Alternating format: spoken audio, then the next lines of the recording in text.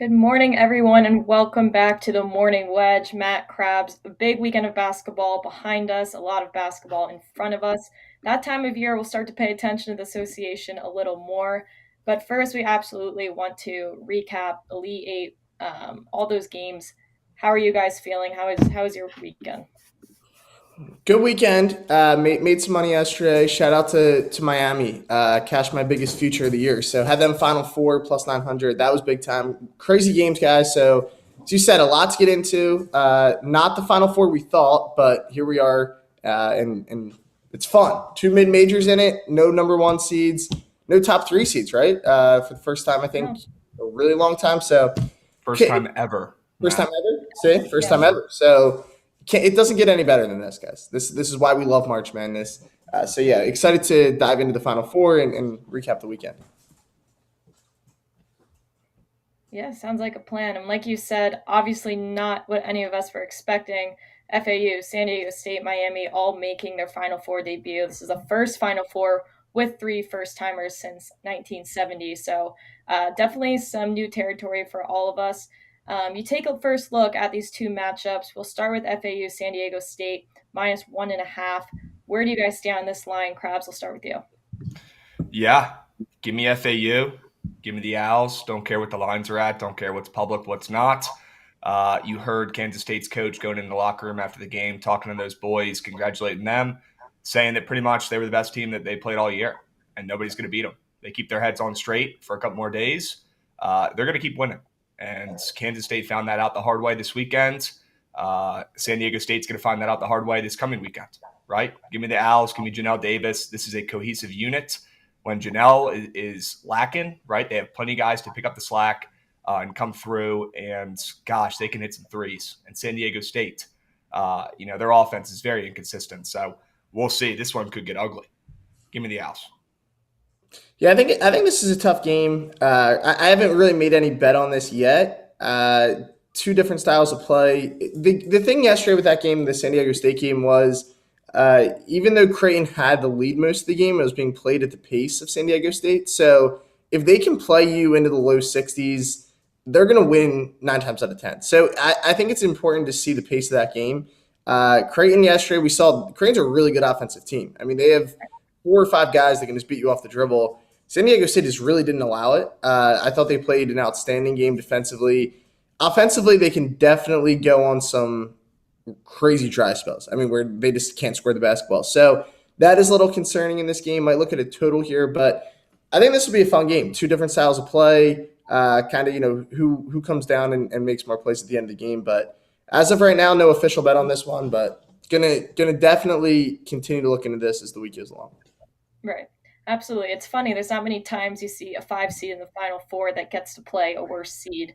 Yeah. Just really interesting game. An interesting FAU, a 9 seed should be this larger Cinderella story than it has been, I think, because they were the bad guys that knocked out FDU and they were the bad guys that knocked out Keontae Johnson. And, they haven't had this like whole Cinderella rep that you would assume they would be. Yeah, so really interesting. This will be the third meeting between these teams, the first in the tournament, but San Diego State won both games by a combined of 49 points. So definitely interesting non-playoff season games, but I like FAU too. Krabs, I'm with you there. It'll be an interesting Final Four matchup, something we haven't really seen before. But we'll move down. Miami against UConn. UConn has 5.5 on Miami. Definitely a tough spot. These are two teams that are great at covering. So now you kind of have to pick which side you ride now. Krabs, what do you think? Man, this one's got my brain in a pretzel a little bit. Shout out Miami for taking more coins from me this season than any other team in college basketball, but I do have a future on them still at plus 5,000, so we'll see how that plays out. But pretty hysterical. I only took that future to punish myself from stop fading Miami, and now we're here, right? Look, I don't really care what the spread is for this Miami team either at this point. I think splits and spreads and movements at this point in the Final Four kind of go out the window a little bit, and you kind of just got to back the team that really has it. You can see with the eye test, FAU has it in my eyes. I mean, San Diego State's great as well. Miami right now, they have it. They have the mojo. They got the chemistry. They got whatever you want to call it. This team ain't losing. I don't care if they're playing UConn. I don't care if they're playing the Warriors. It doesn't matter to me. I'm finally coming around to this Miami Hurricanes team. I mean, you saw what Jordan Miller did this last game. He's an NBA talent. Nobody talks about him ever, but he's been doing stuff like that all season. And then they've got an elite backcourt with Wong and Pack, who have continued to step up throughout the tournament and prove me wrong. So I'm back in Miami. I'm coming over to the dark side. I'm switching. So you guys should probably bet on UConn. Thank God you're over at this point. Well, it's about time, right? Miami, they've made me the most money, kind of the opposite. It's funny, FAU's kind of been my Miami in the tournament. I faded them. The only time I won betting against FAU was when they played Fairleigh Dickinson on the spread. I had that spread. So I have not had success betting against FAU. I have been on Miami in every single game this tournament. I had the plus 900 future on them. So you guys know where I'm going. I'm going Miami money line. I'm going Miami spread. But I actually, when this initial line dropped, against Houston, Miami was kind of a public dog.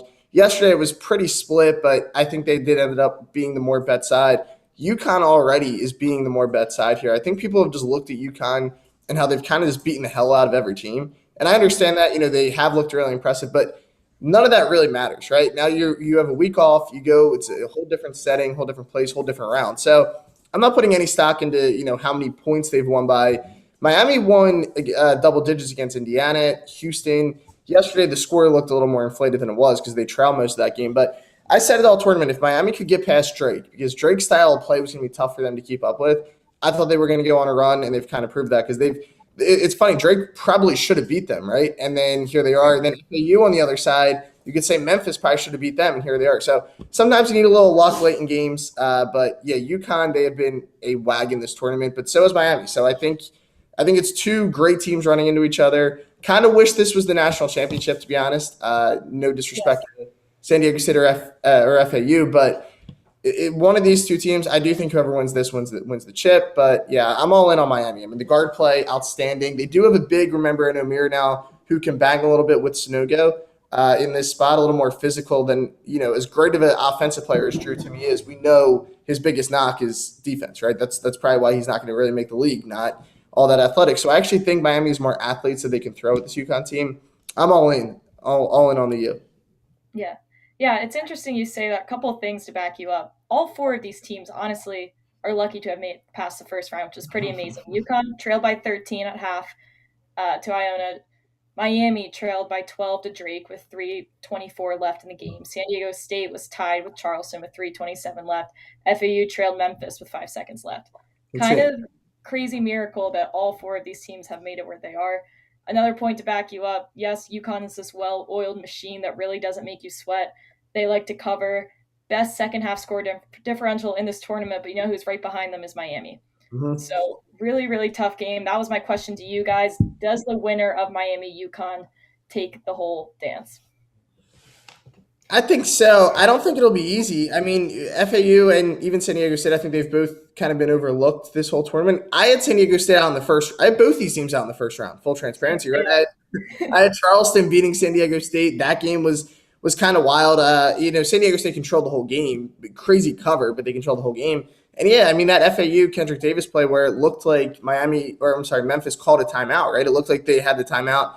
Davis, not saying he would make both free throws. It was a one-on-one situation, but he was one of the best free throw shooters in the nation. So, yeah, both teams being here kind of crazy, but like any championship run, you need some luck along the way, and they both have it. But, yeah, I'm not really betting it. I'm not going to say for sure. My thought would be yes, Miami or UConn will cut down the nets just because I think they're the better teams. But I'm not sleeping on either of these teams anymore, FAU or San Diego State. I think if San Diego State moves on, I think whoever wins Miami and UConn will beat them. But if FAU continues their magical run and they get to the finals and they're playing a Miami team that likes to run and FAU likes to run and shoot and put up some points, that could be an interesting game. And that would be more like an NBA type game. We'll see a score like in the 90s, like Michigan State the other night, I feel like. So that game could get weird if it ends up being Miami and FAU, which it sure as heck could be. I mean, we've seen anything is possible up to this point. Shout out Kevin Garnett. Yeah, a lot to unpack. It's great that we have a lot more time this week, waiting on that Saturday lineup. But that does give us time to focus on the NBA a little bit. It's that time of year. Playoffs are quickly approaching. The West is simply a hot mess. I'm not really sure, but we do know the East is looking a little more promising, a little more clinch spots there. So we look at these odds. First opinions off who you think is taking this conference. Well, I think it is going to be one of the top three. I think this is a very top heavy conference. I know as you look down, there's the Cavs are a team I think that has some value. I know the Knicks, they went on that run earlier in the season where they kind of looked unbeatable. I think after three, there's a pretty significant drop off, and the odds obviously indicate that as well. I do think that like a long shot team that holds some value though in the East would be a team like the Cavs, just because I like the way that they can match up. They have really good guard playing, Darius Garland, obviously Donovan Mitchell, but I'm backing our Sixers, Mackenzie. I'm going to take them there, 475. We're due for a championship. It's been the most. We've just suffered all year. Every team I've rooted for in a championship has lost this year, even including. Whatever. At least you're going to the championships. Come on now. No, it's more depressing. So I think Philly has a chance here. Interesting thing in the East, and we've talked about this kind of before. I almost would rather be the 3 seed than the 2 seed because I think drawing a Miami team at 7, even though they've had we'd have to see obviously how the play-in ends up, but Miami's had a down year, but they scare me more. Remember, the Nets record is 40-35, but a lot of that was done without this current roster. So I don't think being a 3 seed in the East is a bad thing for the Sixers. They do want to hold off the Cavs. Falling to that 4 seed, that could be tough, and the Sixers have one of the hardest records in basketball remaining. So, it'll be interesting to see how it shuffles. The middle could change a little bit. Even the top right there with the Bucks and Celtics, that 1 seed's still wide open. But, yeah, I think when you look at value, I'd go with one of those two. Yeah, it's definitely going to be an interesting ride. I think the 3 seed's the right place to be, too. Say they end up playing the Nets. I'd rather play the Nets and Ben Simmons than play off Jimmy Butler. He's not even there anymore. Ben Simmons just like left the team, right? I mean, he's not even. No, even better. The whole situation. He just quit. Yeah, that's a team I am confident playing the playoffs over. Going up against Jimmy Butler, just playoff Jimmy is a little scary to me. 100%. Krabs, where are you looking in this bracket? I mean, yeah, Nigel, give me some help here, man. How do we not talk about the Celtics a little bit?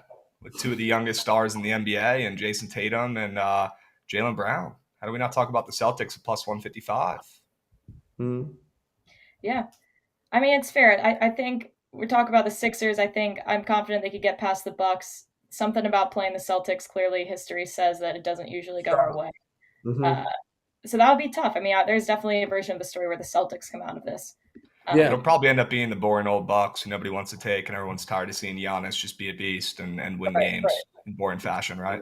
Yeah, keeps dominating the league. I do want to say too, this would be a fun playing tournament. A lot of times, I think the playing tournament's not that great, but like the Heat, we were just talking about how good they've been the past few years in the playoffs and everything. Even like Atlanta, remember they went on that run a couple years ago. So. And they actually, on paper, are better than they should be. Obviously, DeJounte, adding him, it doesn't really work out. They're a game under 500. But I think Toronto's another team. They've won. They have a lot of guys on that team that have won a championship. So a lot of talent there kind of at those teams, like the 37, 38, even the Bulls down there. They had a really good year last year. So I actually think this would be a really fun play-in tournament. But, yeah, a lot to break down there in the East. It's been a fun season so far, but now as we back it down, going to be fun to see how everyone lands in the Eastern Conference. Yeah, definitely a good amount to break down here, but a lot more to unpack over in the West. That is just chaos happening over here. Overall, just really weird situation. The middle of this conference is absolutely packed. You have the Kings up there, odd. Funny thing about the Kings is they lead the NBA in offensive efficiency after ranking 24th last year. They're 3rd place in the conference, but have like 7 teams ahead of them to win the conference. So talk about this board to me. Who do you think maybe is overvalued or undervalued like the Kings? Yeah, the Kings' odds are insane for being a 3 seed, right? I mean, they're the best offense in basketball this year when it comes to scoring the basketball. I'll tell you an undervalued team will always be, in my eyes, the Warriors. They looked horrible last night. I jumped in on them live. They don't look like the same Warriors. I will say that. But once they get into the playoffs, like if the Warriors played the Kings, they'll be favored to win that series, and that series will be in Sacramento, right? Because the Kings are the higher seed. So Golden State still holds value in my eyes. The Clippers have been my team all year, but now without Paul George in a conference like this, if he is out for the year, which we don't know his exact status, I don't think they have much of a chance without him. I think they will need him to be back in the lineup. And I'm just going to throw it out there. The Lakers there with their current odds. I just want to keep an eye on them. All right. They've been fun the second half of the year. They've actually played better without LeBron. I will say that. But now with LeBron back in the lineup, he comes back last night and they lose. Maybe it he looked great last night. Now I'm going to blame LeBron for that. And then, of course, the Suns, right? The thing with the Suns, we haven't even seen them together. KD, obviously, they did play a couple games, but then that kind of weird injury, right, where he slipped before the game. Not how you want to get hurt, but he'll be back. So it is wild. But listen, the Kings value where it is absolutely insane. I don't think they're going to win an NBA championship, but I've never seen a 3 seed have odds that are actually worse than a 9 seed in the West. So madness. Have you seen a 4 seed who's the betting favorite to win the conference, whose Crazy. star hasn't really even played for them yet? And Yeah. It's like I feel like I'm looking at Brooklyn Nets futures to win the NBA championship last season when everyone took that at plus 350 heading into the playoffs, and that wasn't even close to hitting. They lost in the first round. So look, betting on teams like the Suns here, betting on teams like the Clippers who have all this potential and talent but have never done anything with it once. Really throughout the regular season. In my opinion, that's bait. I got to see at least a little bit of something. And I'd rather back a team like the Kings, who is undervalued, doesn't have the big name, the new guys on the block, right? But they're playing incredibly, and they have the highest rated offense in the NBA. So I'd much rather take a smaller bet, take a stab at that than any of these, maybe not traps, but I'd probably call them bait. The Suns plus 225 there, that's bait. Clippers plus 800 there, that's bait. They haven't done anything all year. So I'd stick to the teams who have value. Kings, Thunder aren't winning it, but that's a great price right there too. Pelicans maybe. That's a team who, when healthy, is really good. So I'd stick to teams like that. Also want to point out the Mavs there. So when they added Kyrie, obviously they were playing playoff team. Now they're fighting for the play-in. So as you guys know, the top 10 goes. So right now, and I believe the Thunder have the tiebreaker. So even if they win tonight and Thunder lost, Dallas would still be out of the playoffs. But you look at the odds, look at their odds compared to the Thunder. So I think the odds makers still think Dallas will find a way into the playoffs. I watched a little bit of their game yesterday against the Hornets, and that's a bad Hornets team who's basically just given up on the season, and they couldn't even beat them. So it's time to worry. I think it's time to hit that full panic button in Dallas. You could say what you want, but the Kyrie Irving comes into a team and ruins a team narrative right now that is played strong. They just haven't been able to win. 36-39 with a team that talented. That's pretty sad. But I still think they do get into the playoffs or the play-in. I'm sorry, and that would be a fun play-in too, right? Like the T-Wolves, Pelicans, Lakers, Mavs. Lakers, Mavs maybe is that first game. I think that would be a really interesting game. So the West is absolutely insane, though. As we said, like the Mavs are only 3.5 games out of a 4 seed. These teams are all like within. The 4 through 10 are all within like 2 games. Yeah, it could not be tight. I don't remember a race this tight. And like we said, the top heavy teams like the Nuggets and Grizzlies are 1, 2, and 3 aren't even really favored to win. It's more like that 4 and 6. Like I think the best teams in the West are still the Suns, the Warriors. Well, the Clippers now aren't healthy. So I don't think the top 3 teams in the West are the 3 top best teams in the West. So definitely has been a crazy season. We have seen that the NBA regular season doesn't necessarily mean a ton. That's why a lot of these teams rest guys. Look at the Warriors. For the most part, they don't, Klay Thompson didn't start playing back-to-backs again until 2 weeks ago. So it is a little skewed. I don't look at it as much. But yeah, this is going to be fun to see how the chips fall and who lands where in the West. Just a couple weeks left in the season. Yeah, absolutely. This is where things start to get a little interesting. We'll take a look at the top of this board. The Nuggets hosting the Sixers tonight. MVP candidate head-to-head matchup. There's been a lot of talk about this. Obviously, Embiid is finally looking to have his first MVP after finishing second 3 straight seasons. Or it could be 3 straight seasons. That's pretty brutal. He'll be playing for his life out there. I think he'll be guns blazing. Do you guys think Jokic is on the same level of I need to flex tonight and prove that this guy isn't that much better than me? Or do you think he's content with this too? I think the competitor always wants a third, right? But I do think that in terms of this year, now Jokic, remember like a month ago, his odds were crazy. I don't know the exact odds, but he was like a heavy, heavy favorite. Then the Nuggets went on that losing streak, which was really their first of the year. Philly, meanwhile, was on a crazy win streak. So I think it's tough with the way these odds. I mean, these odds change like crazy. I don't know if you guys look at these daily, but they really do flip. Like if Embiid is a big game tonight, he could go to minus 300. Like that's how big of these odds aren't like normal sports or normal games. So Embiid dominated the first time they played.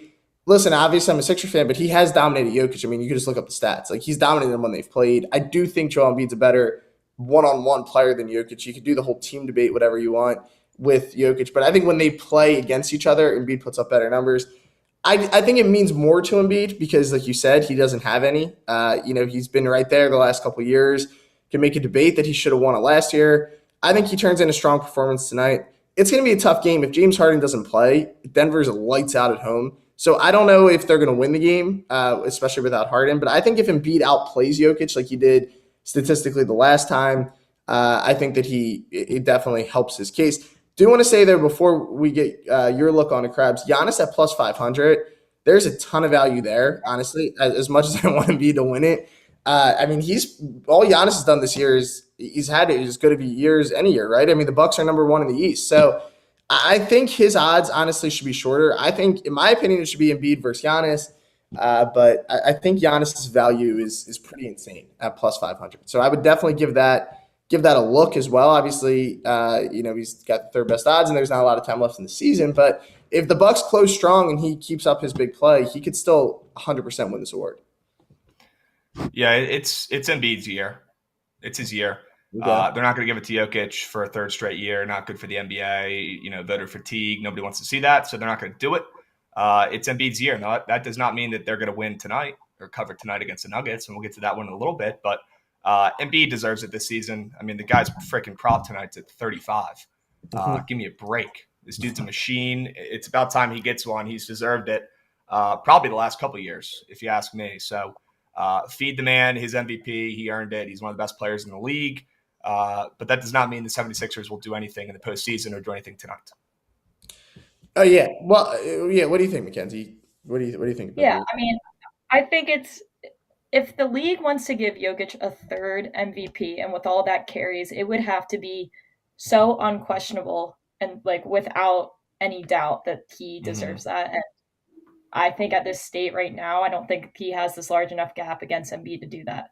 Not that that's fair. It should always be the numbers and the analytics, but just that's how it works. If we wanted computers to do the voting, they would, but it's people. So Yes. I think it would take way more than it has the past 2 years for it to be that convincing for him to win third. Now, what if Jokic goes out and puts up like 35, 15, and 10? You think he becomes the favorite tonight? Like, how good does Jokic have to play, you think, to swing the odds in his favor tonight? Because, like, I don't think the score necessarily matters because, like I said, what are the Nuggets, a 5-point favorite? Like, if Harden doesn't play and they beat the Sixers, like, that's not that impressive on the road, right? Like, I don't think that's going to really play into it. I think it's more, who can statistically outplay the other person. Yeah. I'm not sure if how clinched the number one seed the Nuggets have. I think the Nuggets have to come out on top of the Western Conference. There's no excuse for them at this point. The West is a very beatable conference this year. I think he has to play lights out the rest of the way in order to compare to Embiid. I agree. Yeah, I think like you guys said, it's Embiid's to lose. Definitely think so. So all in, gonna be a fun game tonight to watch too. I mean, definitely big time game. Yeah, 1,000%. Can't pass up on that, guys. I'm gonna pivot real quick, and I'm gonna do a quick trivia question. All right, so sure. We didn't think the comments were working, so the comments are back. You guys can't answer this, but you can in your head, just not out loud. If you guys are in the comments, just comment it on our Twitter thing.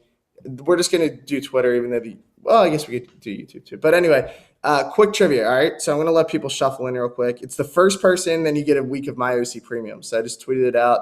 Let's see, we're gonna get the people in here. All right, here we go. So we were talking Final Four, right? I saw this one yesterday and it made me think. Who is San Diego State's all-time assist leader? All right. Do you know it? Nah. Mackenzie, you have any ideas? That's I didn't tough, know it. I dude. didn't know it at all. The answer though is just like a cool answer. Yeah, Yeah, I'd have no idea. Nigel knows it. Do you want me to start making some guesses? Oh yeah, come on. The more guesses, the better. Kawhi Leonard? No. Okay. If you get it, I'm not actually. If you get it, I'm not going to say. You know what I mean? I'll Yeah, just. that's what I'm saying. I shouldn't even be guessing. I mean, I don't even know who the heck played there. Is it going to be a guy I'm like, wow, I didn't even know he played there. He's a GOAT? Yes. Okay. I think. I think it will be. First comment. All right, guys. First comment wins. San Diego State's all-time assist leader. Who is it? Just comment in the Twitter thing. I've got another guess. So let me know once you see the answer in chat, and then I can start guessing. I don't want to reveal it. Someone already got it, Nigel said. Let's go. Is it Jalen McDaniels? It is not. No, there's Okay. two, we just got like 2 Twitter guys that also got it right. It is Tony Gwynn, Krabs, the No way it's Tony great Gwynn. baseball player. Yes, Tony Gwynn. So I told you he's a GOAT, but he's not like you wouldn't. I didn't even know he played college basketball. I'm not gonna lie. Yeah, I saw this yesterday, and what a guy. I mean, to do what he did in his career, and then all-time leading assist leader, 590 at San Diego State. And then he coached at San Diego State, their baseball program, for years. Brought up Strasburg, built up that program. What a GOAT. Yeah, RIP. Yes, RIP Tony Gwynn. But yeah, there was a fun one. The comments are back, so I was like, you know what? Midstream, we need the trivia back. Love it. We're back. You're one in. Absolutely. All right, so before we move on to our best bets, I want to give out the quick promo. We wanted to remind everyone that OddsChecker is giving away $500 at the end of the month, which is only a few days away. So all you have to do is head over to OddsCheckers on YouTube and subscribe, like, and comment on any video. Or to make it easier, you can just comment on this video and we'll give you an extra entry. So don't miss out on that. You only have a few days left till the end of the month. Love that. Moving on. Yes, go ahead. Love that. No, just saying, it takes 2 seconds, Mackenzie, to do it. So everyone's got to get over. Just hit the like and subscribe button. March is almost over too. Quick month. I know. This has been wild. So we can stay on the topic of our Sixers and Nuggets because I know a lot of our best bets involve that. Krabs, we'll start with you. I know your play is on this tonight. What is your best bet? Yeah. Let's start with me. Let's go to the Nuggets. You guys aren't going to like this one. Cover your ears, okay? Don't do it. Let's go with the Nuggets -5.5 here in the game of the night, maybe the game of the season up to this point. My goodness, you guys let me know. You're the ones tapped in NBA more than me up to this point. But Nuggets, look, no Harden probably tonight. He's been out the last couple nights. Maybe no Embiid tonight. Apparently he tweaked something on Saturday in his calf. So I don't know what is going on there, but assuming he probably will play, but definitely a little bit banged up. And we know how he gets at times when he gets hurt. So could be huge there. I think the spread is pretty huge, I'll be honest with you, for a game of this much importance. I know Denver's the home team, but my goodness, 5.5 points against, Joel Embiid with how he's been playing recently. Probably the best player in the NBA the last week or two. My goodness. Looks like Denver's back, though, playing good ball. They've won and covered 4 of their last 5, taking care of business. They just crushed the Bucks, debatably the best team in the league. So I'm rolling with Denver, the hot hand here. Michael Porter is questionable, but either way, I do like the Nuggets on their home floor to win big tonight when all the pressure's on Embiid to show out in the 76ers. Unfortunately for you guys, I feel like the 76ers don't always pull through on the biggest of stages. Mm-hmm. This I cannot argue with. I'm not going to comment on it because I don't want to. I'm trying to say that in the most respectable way I possibly could. Yeah. I just won't comment on it because I can't root against my friend, but I also have to root for my Sixers. So I'll just. It's a win-win for you. Either I hit a bet or your Sixers win. Exactly. Sure. I can't be upset. All right, guys. So a lot of people are asking too if we're doing a ladder pick for today. We got to day 4 so far, guys, but we're gonna do one for tomorrow. I know the pick though for tomorrow, but let's first do my best bet for tonight. So this is not a ladder pick. Also, the odds obviously don't check out there. I'm -110, but we're gonna go with the Sacramento Kings -4. We were just talking about the Kings, right, guys? Kind of undervalued by the books all year. One of the best teams in the Western Conference. They get the T-Wolves tonight. But they get the T-Wolves on a back-to-back. So the T-Wolves last night, wild win over Golden State. I think this is a tough spot for them to bounce back in this game. It's a quick turnaround, and you're playing a team like Sacramento who plays at a high pace. So I think the way this game will be played if it's a track meet early, if you see this game over 60 each at half, the Kings will cover this game. I just don't think Minnesota's going to be able to keep up. They don't play that deep of a rotation, and their weakness is their bench. They're pretty top heavy as a team. Karl Anthony Towns is back in the lineup. He's looked really good since coming back. He's had 2 game winners, guys. He had game-winning free throws in the first game, and then he hit a clutch 3 last night down the stretch to knock off the Warriors. So Cats played really well. This is a team that I like. I think can make some noise in the West. It's kind of a lower seed. I do think that they are a top-heavy team, though, and that in a game like this, without some guys and with a weaker bench, they're going to have trouble keeping pace with the Kings. So I like the Kings tonight, -4, -110 at home to get it done and get us another win here on the hardwood. Shout out the T-Wolves. Shout out the Warriors. Shout out Draymond Green last night. I had a Warriors and LA Kings on ice moneyline parlay at +100 that did not hit because Draymond Green doesn't know how to play basketball at times. He forgets. So shout out him for that turnover there, and your guy Cat for that clutch 3 with 5 seconds left. Cat's also. Have you ever listened to like Cat's post game interviews? I think he's not on purpose funny. Just like listen to a few of them. They're just out of control. But yeah, Cat doing a good job this year since he's come back. T-Wolves.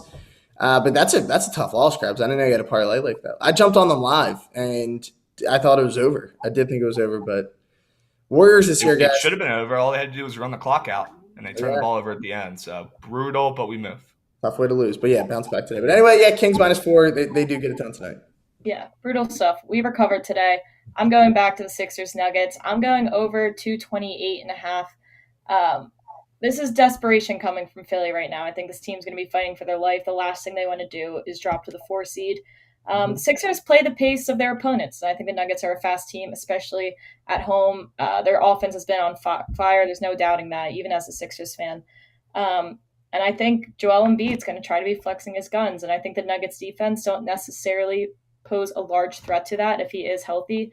So I think, under the limelight, this could be a desperation game from Philly. And I think Embiid's going to give everything he can. I don't know if the Nuggets defense necessarily is his biggest problem tonight. Mm-hmm. I like the over there too. Yeah. I see some points here.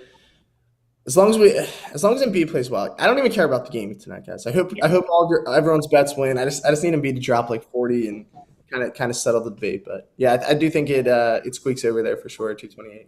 Yeah, and I couldn't find any Maxey lines. Big Tyrese Maxey girl. Without Harden, this guy's been playing on fire. I think he's trying to get the ball to his big man tonight. I would love an over points, rebounds, and assists from him if it looks good. Over PRA for Maxey? Yeah, I like that a lot. I think he could be the second man tonight. He's always there. He's always that role player that's getting it done. He's always scrappy. Be looking to feed a start tonight.